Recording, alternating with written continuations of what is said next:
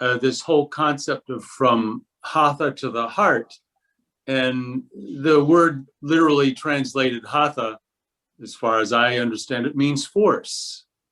And the heart is something that's unforced. So I'm curious for Phillip, how do you find this journey from Hatha to the heart that, you just taught your first Anuttara Raja class without knowing it?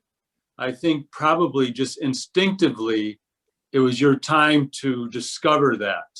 And I see that as a microcosm of the whole idea of from Hatha to the heart. What's your take on that?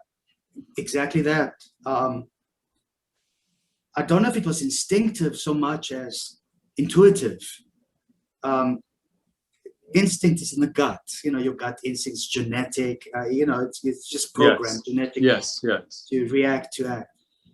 But for me, it was intuitive.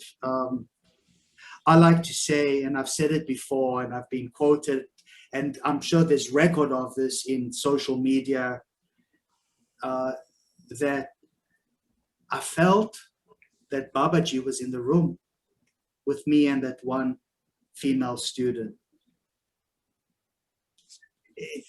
I sensed a third presence in that room, and it didn't feel so weird, just me and that one woman in this cavernous room.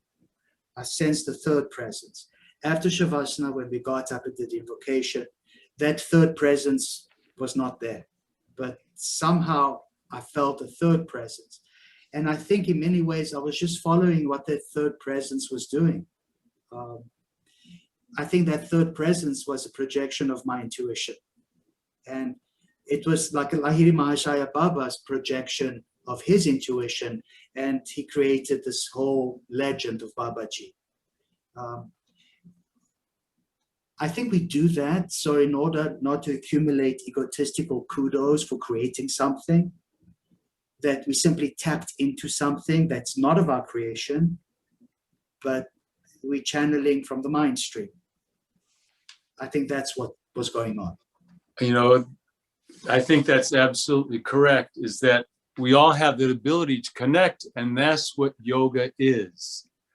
Yoga is literally the connection.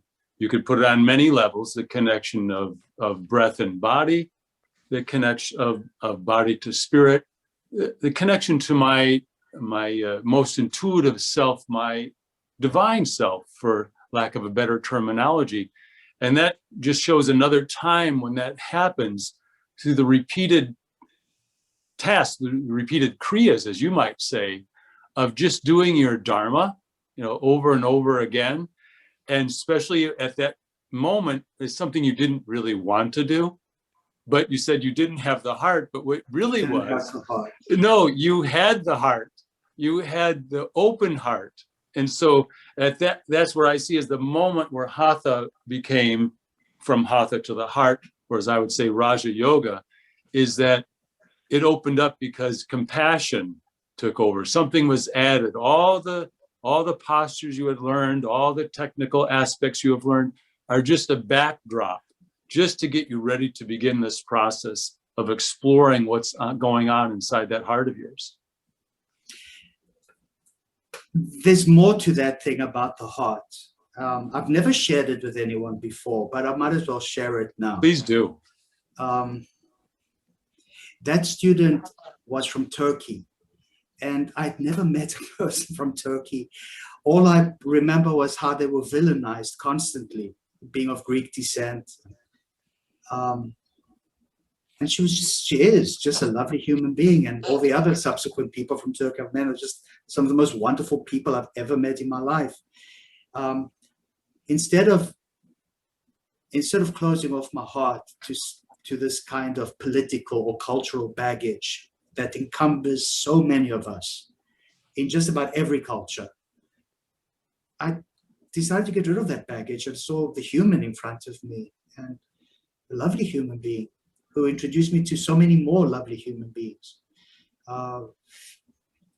especially when it comes to my ideation that Mahabharata Babaji is the saint of the Orthodox tradition, Fanurios, he who is like a phantom, he who appears.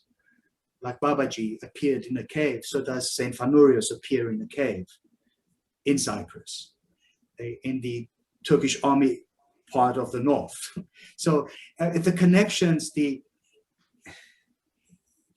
synchronicities. Yes, I get it. You have to acknowledge these synchronicities, that it's not just coincidences or accidents, that there's a greater intelligence at work, and you simply are an instrument of that greater intelligence. And as a yogi, my intention every day, and I said as a joke when I teach classes, I say, bring your hands to the heart and set intention for your practice. And I make light of the fact, why don't you intend for world peace? And everybody rolls their eyeballs. I said as a joke, but it's not a joke, because that's my intention every class, world peace. I grew up where a culture, a nation is fractured in South Africa with the abomination and blasphemy of apartheid. Only to be subjected as a kid to the horrors of this divide between two brother nations because of their religion. Same people, but they just chose the same people, same culture, same music, same food, same everything, same genetic background, everything the same. And there has to be a better way. And I always felt yoga was a better way. And the answers are in the yoga tradition. There's no doubt about that. It's not a religion. It's a spiritual tradition that guides you beyond, your inflexibility. As our Erica said with her writings on that whiteboard, you're flexible, not inflexible. You're strong, not weak. Inflexibility is a weakness, and it's not an inflexibility of the body or your hips or your spine. It's an inflexibility of your mind, holding on to baggage, which is basically the samskaras in the karmashayas of your joints.